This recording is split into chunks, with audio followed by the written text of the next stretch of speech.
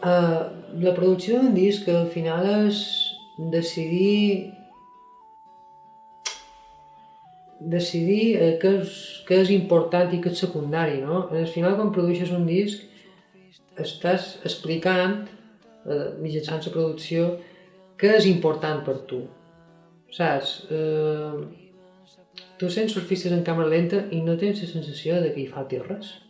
No hi ha cap mancança a nivell de so, a nivell d'arranjament, però hi ha cançons que són, jo que sé, Petit homenet de muntanya, que seria la més elaborada, que és quasi com una petita sinfonia per comparació amb les altres, doncs té una guitarra espanyola fent un arpegi, un darbuka, una flauta escolar que fa la melodia i pràcticament després entren uns llaguts que fan com un fons, com si fos un guard.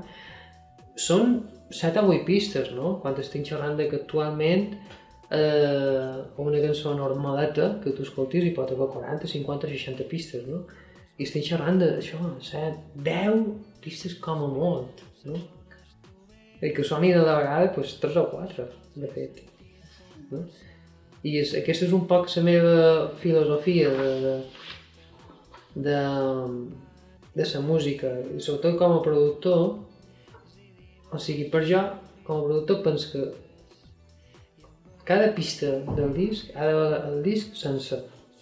Si tu estàs gravant un baix, o estàs gravant un darbuka, i no hi dones la teva vida per aquella pista, val més que no soni, val més que no se senti.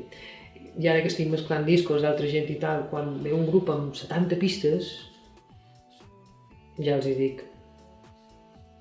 si la cançó té 76 pistes, dic que en sobren 70. No, a veure quines són les 6 bones, no? Després tu negocies amb el grup i no sé què...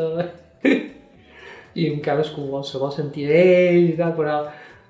Jo, que he arribat a un punt que ja m'és un poc igual tot això, dic, escolta... Saps?